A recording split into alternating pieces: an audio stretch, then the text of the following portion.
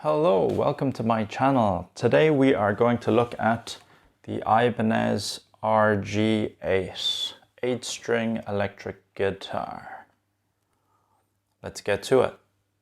Alright, so this is the Ibanez RG8. It's an 8-string guitar.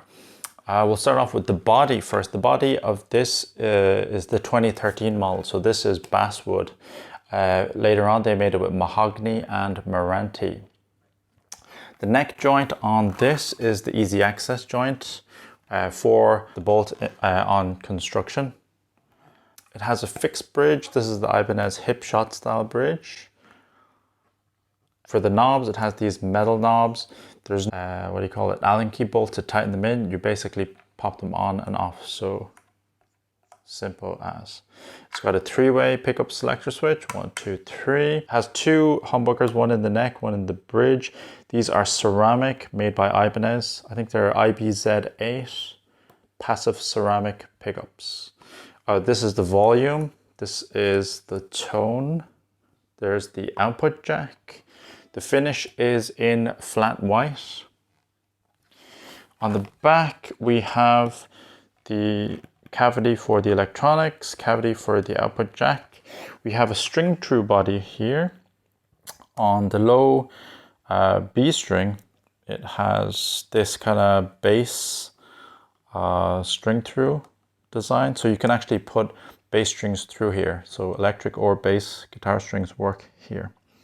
We have our strap buttons on the body here and here. Yep, the hardware is all black. Let's go to the neck. We have the Wizard 2 8-string version. It's a 5-piece maple neck with 2 walnut strips. We have 2 titanium rods, the Ibanez KTX Ibanez rods in there for adjustment. On the front we have rosewood. It's very nice actually.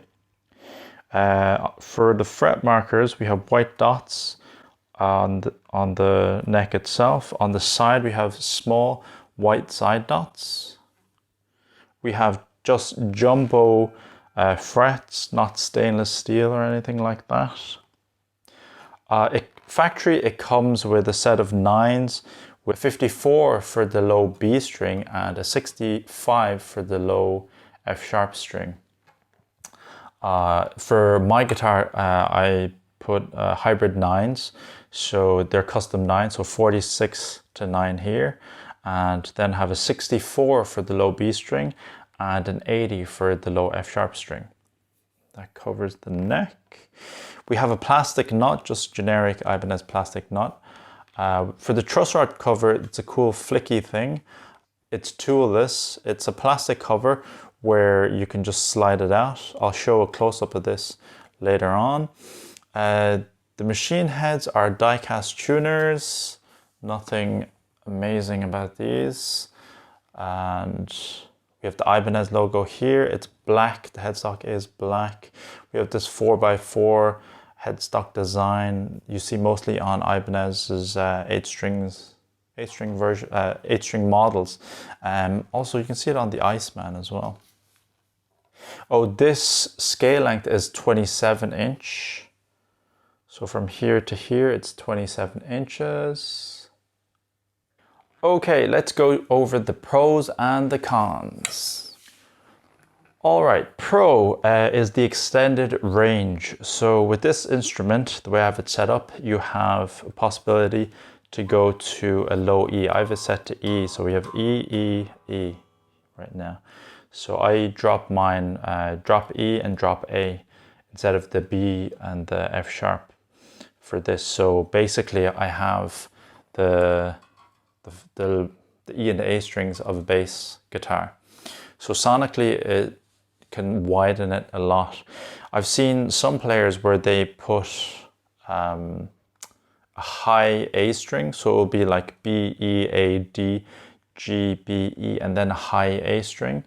I think it's inspired from Lenny Bro, because did he play 7-string? If you can comment on that, did Lenny Bro play 7-string with a high A? I'm not sure. I'll check it up later. So sonically you can, go up really high and you can go really low. That's one pro. The next pro is that it's not, people think of it as an entirely different instrument, but it's not. It just has an extra string, so it just gives you sonic capability. So if you're playing scales, you can, instead of shifting across the fretboard, you can just continue up or down. It's easier to play that way. The next pro is that for guitarists that like to drop tune, so you know, like if they drop to B standard, another option is just to get a 7-string or an 8-string if you tune even lower than B standard. So tuning wise, it's a lot more stable because it's a 27-inch neck as well. So I have hybrid custom 9s, so 46 to 9, and it feels a lot more stiff compared to a 25.5 or 24 3/4. The next pro is the neck profile radius. So because it's an 8-string, it is a skinny neck. Because it is 8-string, you have more to grab. So I would compare this to playing a classical nylon neck. It's very flat, and you can feel that when you move across the fretboard. So it's something to consider, but I think of it as a bonus, especially if you like to play in the classical style. If you play with your thumb over the neck, it's very difficult to play in that style. But it definitely forces you to keep a classical position with your left hand, your fretting hand. Another pro is string gauges. If you have to pay extra money for those really beefy sets, those custom sets that you like the tension of, you've less to worry about, because it's a lot more balanced, because with the 27-inch scale, there's a lot more tension on the strings. So it's easier for you when you buy strings. The next pro is tuning. You can go crazy with tuning. I know Tosin Abasi, he plays with a drop E, so it's E, B, E, A, D, G, B, E.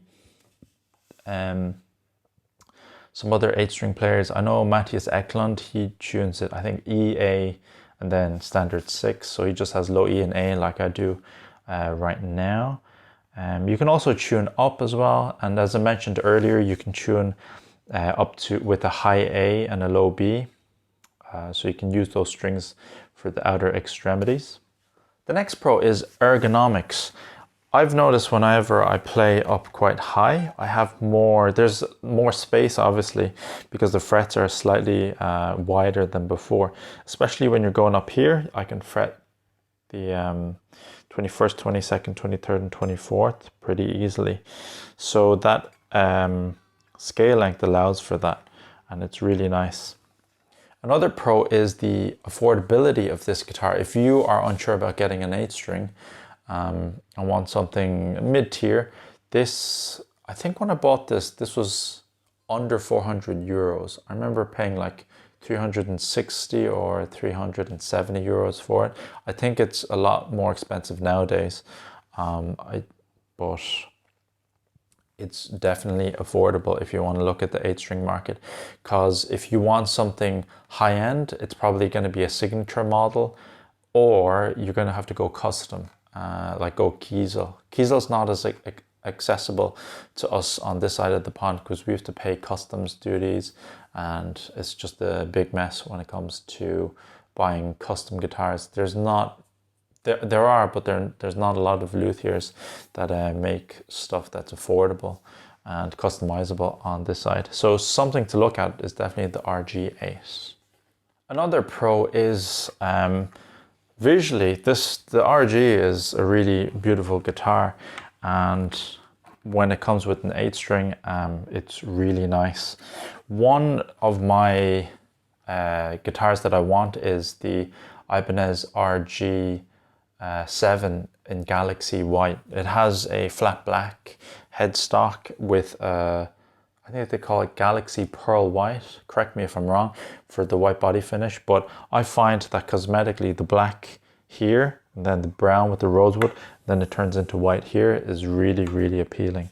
So it's really nice to look at. Also, I think Tosin Abasi made this guitar very popular, because he played the RG8 2228, and I think it was Galaxy Black on the headstock and the on the body, and this is very similar to it.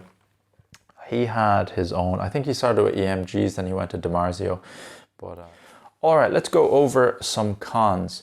So one con is that if you have smaller hands, you may find it a lot harder to do the stretches. So like a very common stretch is 12, 15, 19.